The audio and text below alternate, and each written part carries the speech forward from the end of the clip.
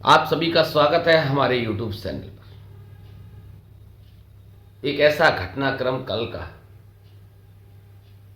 एक ऐसी जनसभा, एक ऐसी विधानसभा जिसका जिक्र कल पूरे उत्तर प्रदेश में छाया रहा। और उसका कारण रहा कि कल उत्तर प्रदेश के मुखिया योगी आदित्यनाथ, नेता प्रतिपक्ष रहे समाजवादी पार्टी के मुख्य विपक्षी पार्टी के गढ़ में थे, जहां से अखिलेश यादव विधायक हुए हैं। अखिलेश यादव के इस्तीफा देने के बाद चूंकि अब वो कन्नौज से सांसद हैं,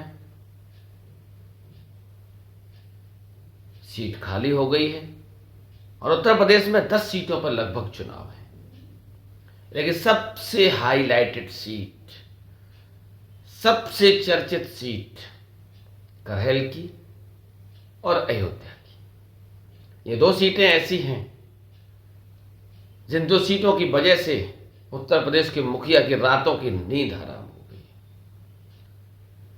अयोध्या की सीट की जिम्मेदारी स्वयं अपने हाथों में लेने वाले उत्तर प्रदेश के मुखिया अब कहीं ना कहीं जातिगत गोटियां करहेल में भी सेट करने का प्रयास कर रहे हैं। और यही कारण रहा कि कल वो करहेल में एक बड़ी जनसभा को संबोधित करने आए थे।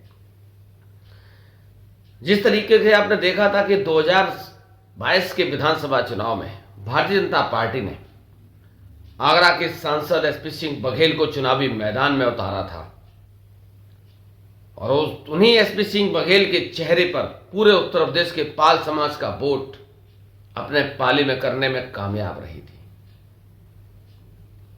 उसी तरीके की रणनीति को देखते हुए करहेल विधानसभा चुनाव में, चूंकि अखिलेश यादव के नाक की सीट है, घर की सीट है, परिवार की सीट है, अगर इस सीट पे कोई उठापटक होती है तो संदेश पूरे प्रदेश से लेकर पूरे देश में जाएगा और ये अखिलेश यादव को नागवार गुजरेगा। चूंकि उसका सबसे बड़ा कारण है कि 2 साल बाद उत्तर प्रदेश में विधानसभा के चुनाव है।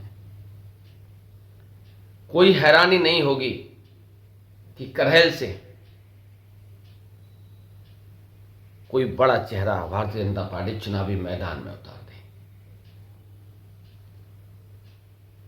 जिससे पूरा सैफई परिवार करहेल सीट तक सिमट कर रह जाए और बाकी सीटों पर कामयाबी हासिल करने में भारतीय जनता पार्टी को आसानी हो। लेकिन 2024 के नतीजे कुछ और ही बयां कर रहे हैं।